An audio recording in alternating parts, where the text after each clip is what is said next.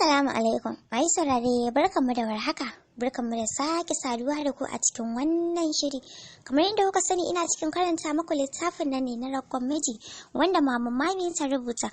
Sai ku kasance tare da ni Aisha Shehu Maman Teens domin jin ci gaban labarin littafin Ragon Miji babi na 2. Ita ma Hajiya Saratu tana komawa gida ta faɗa wa mijinta yadda suka yi.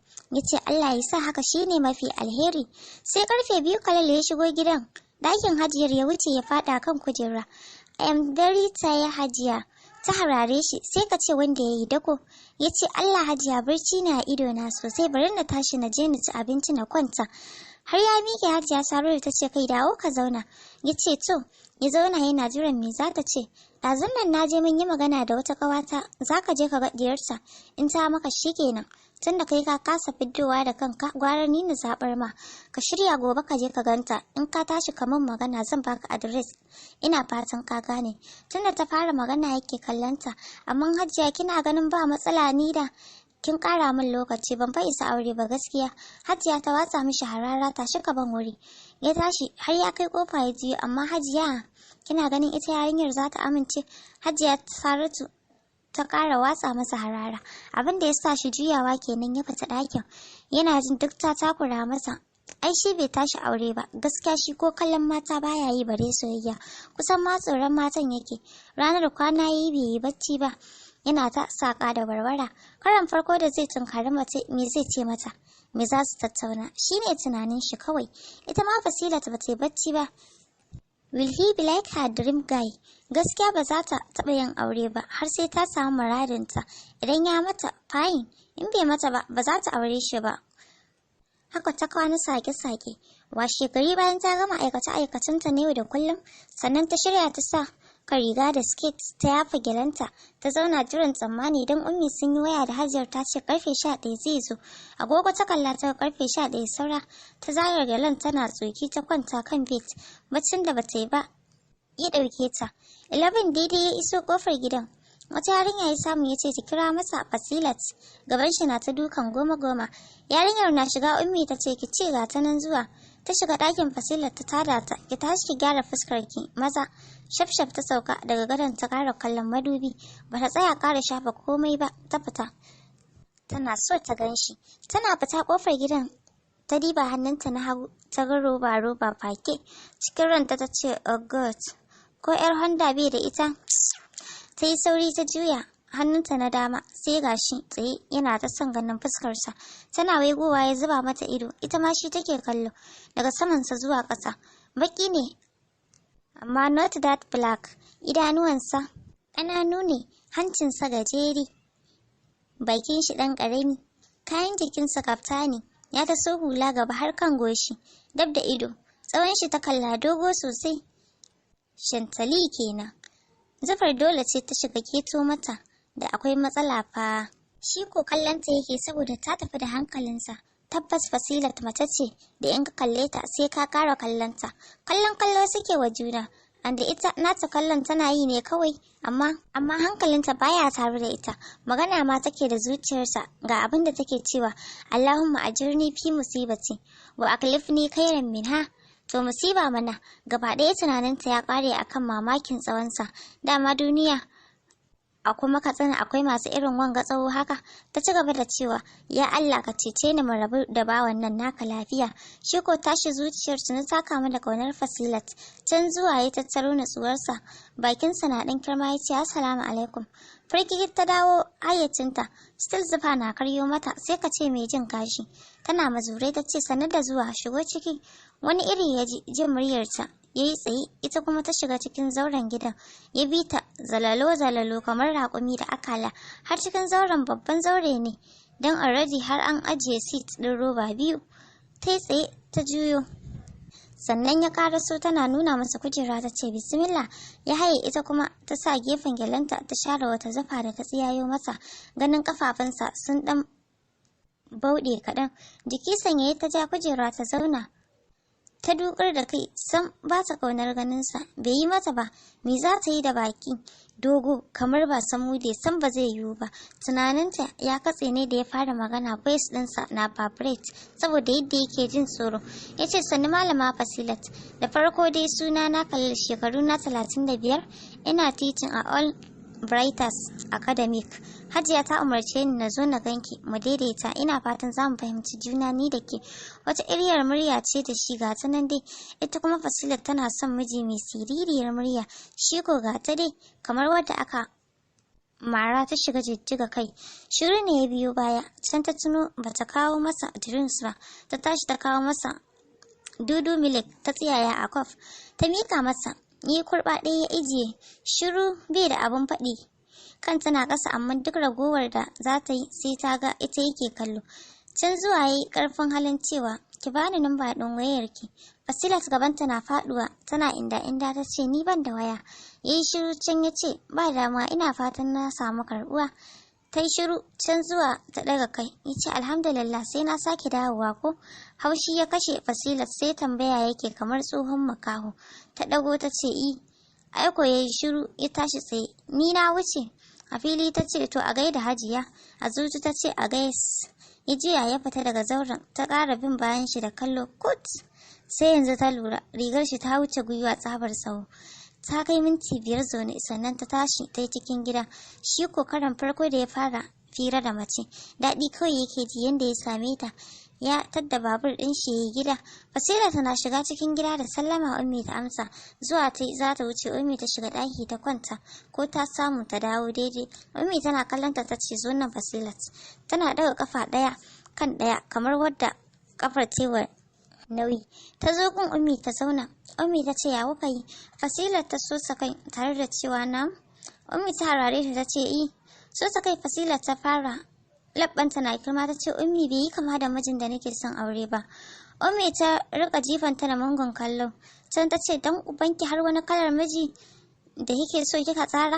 Wallahi Fasilat ki shiga hankalinki. Tom, Fasilat ta zumburo baki gaba. Wallahi Ummi ba ni son shi. Baki gan shi ba, bai da kyau ko kaɗan. Ummi ta rike haba. Fasilat, dan kina ganin ki fara shine zaki ce haka? Ke kiyaye kanki. Halaki yake kika yi kanki haka.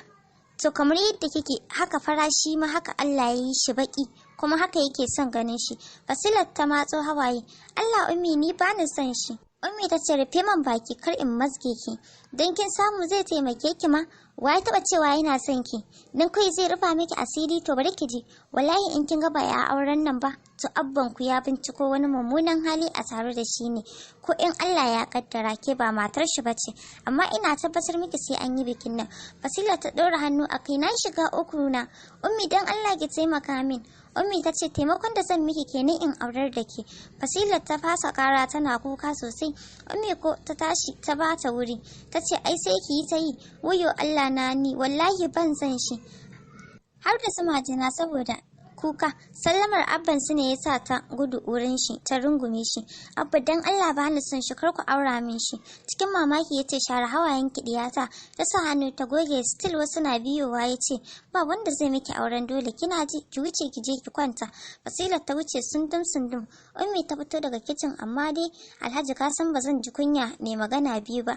Na riga na amsa musu, yanzu me kake so na ce ma uwarsa? In ce ba ta son shi? Abba cikin sanyin murya ya ce, haba Asiya ki ba komai a sannu mana.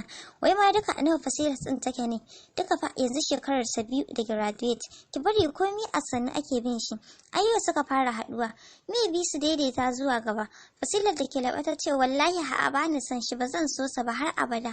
Sai dai ba wanda ya ji ta. Da yake ta shige ɗaki. Ummi ta ce, ta shige kicin. Shi ko Abba ya shige ɗaki yana girgiza kai. Ya rasa dalilin Ummi da ta kagara ta aurar da Fasilat. Fasilat kan gado ta miƙe tana ta sharar kwalla har bacci ya kwashe ta. Shi ko Malam Mudi da farin ciki ya isa gida bayan ya shigar da babur ɗin shi, ya wuce da sauri ɗakin Hajiyarsu. Hajiyar na tsefa gashinta da Rabi ya fara zama. Furfura ya shiga. Hajiya Saratu ta ɗago tana kallon fuskar shi. Ta gane yana cikin farin ciki. Ya zauna tare da cewa, Hajiya kin iya zaɓe wallahi. Ta yi komi ya yi daidai, ga ta da kyau ga iya wanka. Hajiya ta yi dariya marar kunya kawai. Ai baka isa aure ba. Yi shiru yana dariya.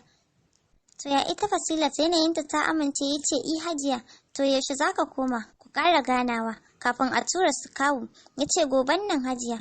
Hajiya ta ce Allah ya kai mu, sai dai don Allah ka natsu kuma ka rinka yi mata kyaututtuka saboda ta ƙara son ka, sannan kuma ka san maganar da za ku rinka yi. Ya ce to ya ƙagara gobe ta yi. Ko ya ƙara ganin kyakkyawar fuskarsa, wasa har dare Fasilat ta ƙi ta fito waje. Ummi dai ta share ta, su Abulkhairu suna ta tambayar sai dai Ummi ta ce bacci take. Har Abba ya dawo gida bayan Isha'i, Ummi da Abba suna ɗaki suna fira. Bil'isa, Abul da Mubarak na tasu firar. Dan auta ya kasa haƙura da rashin ganinta. Ya leƙa ɗakinta, ta yi rubda take amma ba bacci take ba. Abin duniya ne kawai ya sha mata kai. Ganin idan ta rufe Isa ya ja mata ƙofar. Ɗakin Abba ya shiga, ya samu Ummi ya zauna gefenta. Ummi ko dai ya Fasilat ba ta lafiya. Na ga tun ɗazu da rana ba ta fito ba, yanzu na je ɗakin ta na ganta kwance har yanzu.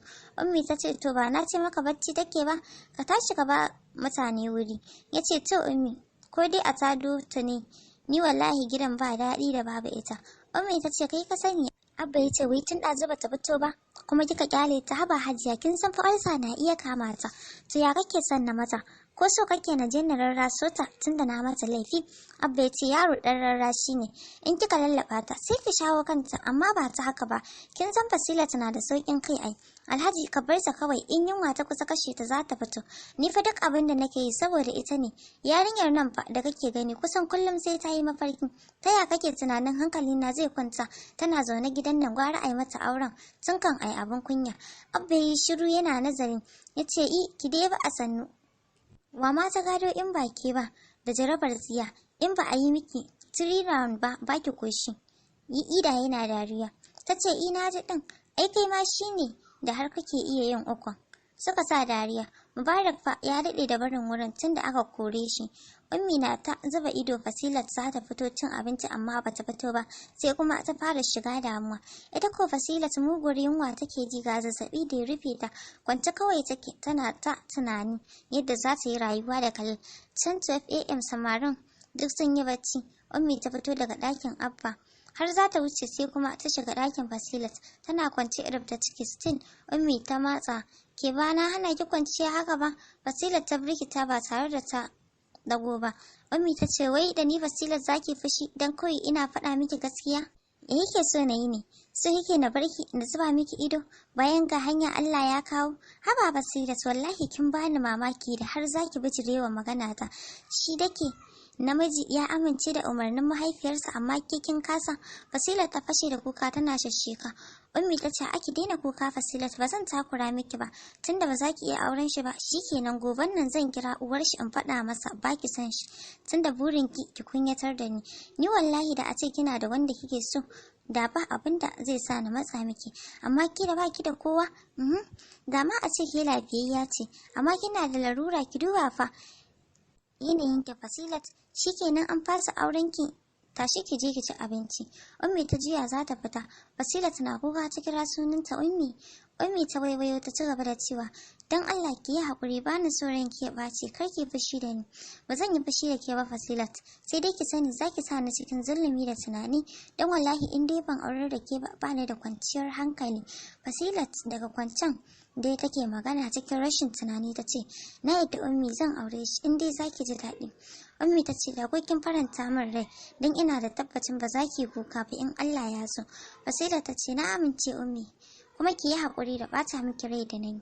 Ummi ta ce ba komai, Allah ya miki albarka, ki tashi ki ci abinci kar ki dawo kanki ciwo. Fasilat ta ce ba zan iya ba Ummi, masassara nake tun ɗazu. Ummi ta ce subhanallah. Tana hawa kan gadon ta fara tattaɓa ta, gaba ɗaya jikin ta rau yake har kafafunta. Ummi ta ce sanni kinji, bari na kawo miki magani. Ta tashi ta fita. Wani kuka ne ya zo wa Fasilat, ita kanta ta san ta amsa ne kawai, amma ta san hakan za ta yi ta rayuwar haƙuri har abada. Ta sa hannu ta share hawayenta. Yanzu dai ko ba komi ta faranta ran mahaifiyarta tun tasowarta tana ganin yadda take fifita ta akan yan uwanta. Motsin da ta ji isa ta ƙara goge hawayen fuskarta.